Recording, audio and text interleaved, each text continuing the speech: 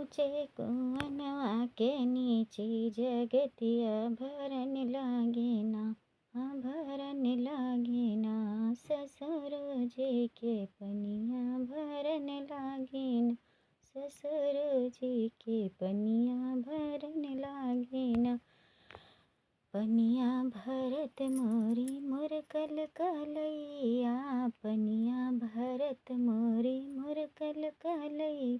बोलै देता ना, बोलै देता ना, पटना से बैदवा बोलै देता ना, पटना से बैदवा बोलै देता ना। आवै बैदवा पलंग चढ़ी बैठी, आवै बैदवा पलंग चढ़ी बैठी। पूछै लागै ना, पूछै लागै ना, कहाँ होला दर्दिया। पूछै लागै ना, कहाँ होला दर्दिया। पूछै लागै ना। पकड़ै के हथवा पकड़ै करियैया, पकड़ै के हथवा पकड़ै करियैया।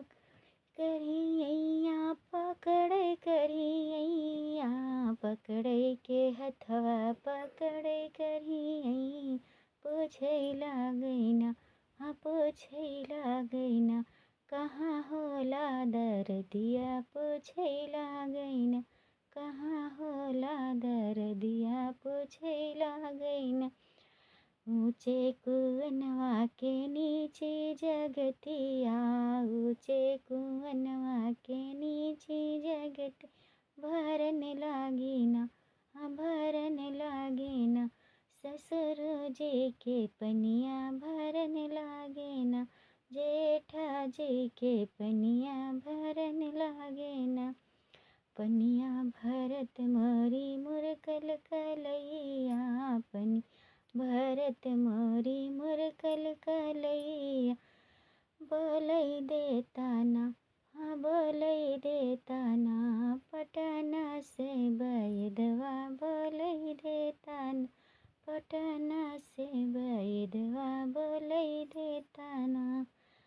आवै बैदवा पलंग चढ़ी बैठी, आवै बैदवा पलंग चढ़ी बैठी।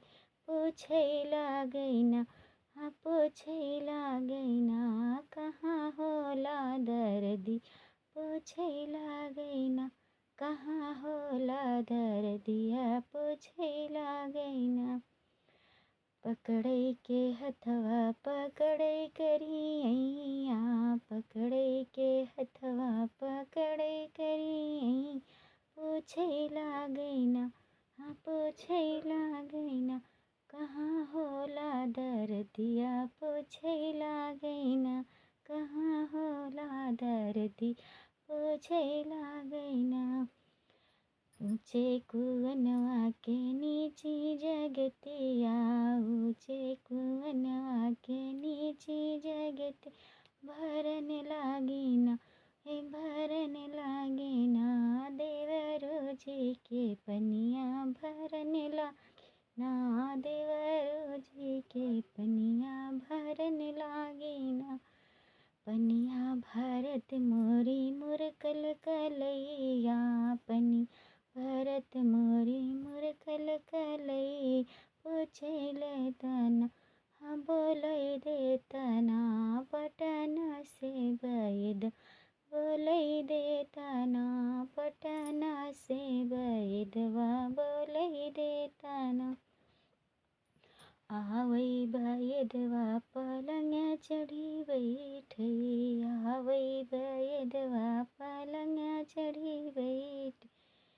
पूछै लागै ना, पूछै लागै ना, कहाँ होला दर्दिया। पूछै लागै ना, कहाँ होला दर्दिया। पूछै लागै ना।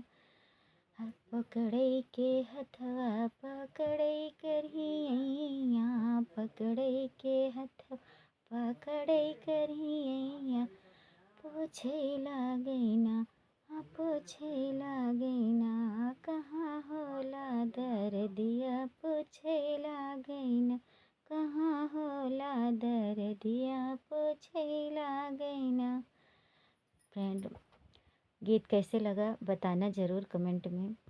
प्लीज़ थोड़ा सा समय निकाल के ज़रूर सुनना और अपना ढेर सारा प्यार आशीर्वाद देना। हमारे चैनल पे आप सभी का स्वागत है, अभिनंदन वंदन करती हूँ। आप सभी से रिक्वेस्ट है कि ज़रूर सुनिएगा और कमेंट करिएगा कैसे गीत लगा।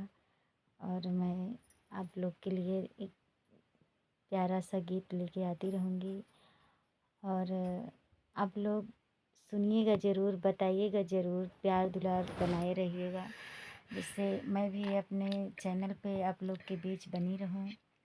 मेरा भी सपोर्ट कीजिए और धन्यवाद दोस्तों।